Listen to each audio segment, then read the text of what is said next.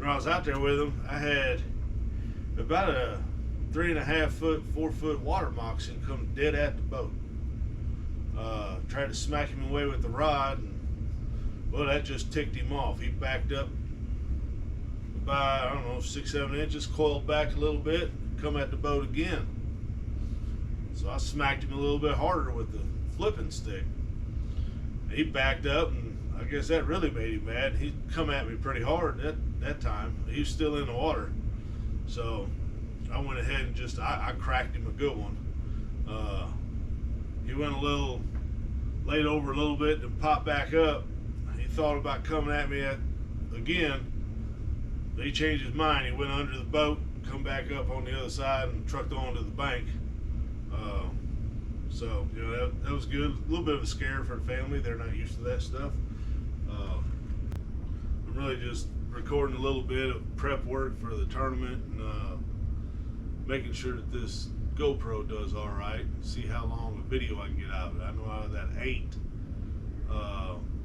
I could get about 10 hours, 10.5 hours out of that 8, and they were 11-minute segments. So if you don't have a GoPro, the GoPro breaks it down into segments.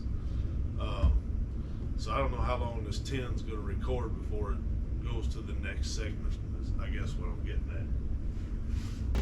I keep a lot of skirt material and a lot of jig heads on hand. I like the Rattlehead Baits jig, but I also make a lot of my own jigs. So the Rattlehead Baits jig I like. It's got a free floating hook inside a brass chamber that connects to the head.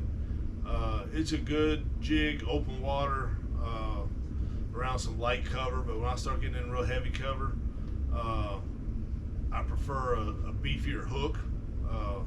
The Rattlehead's got a little bit lighter hook.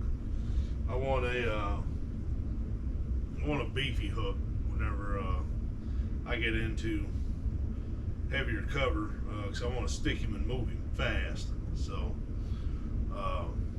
I order my heads out of Barlow's Tackle, and then I get my skirts from Rattlehead Baits, and I build my jig that way.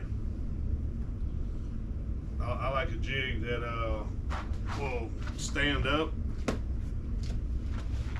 I think y'all can see that. That's why I like my jig to sit. I like a good beefy hook, and I like my jig to stand up.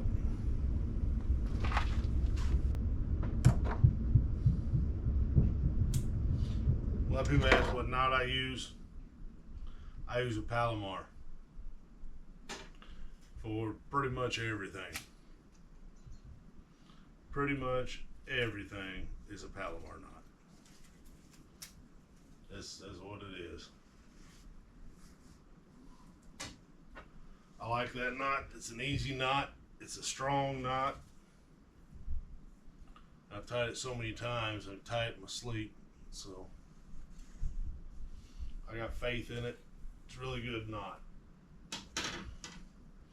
I know a lot of people that like to use different knots for different techniques. A lot of people like to tie like a loop knot for top waters, or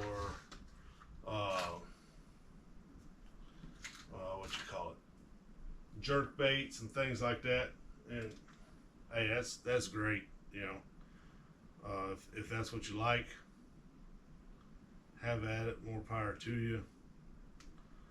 It's not my thing, so I'll tell you the one I like. Just how I feel about it. If I need to use something that needs to be free floating like that, I've got a 80-pound clip that I use, and it's worked out really well for me. So it's kind of hard for me to say it doesn't work good, because I've had nothing but good luck with it. So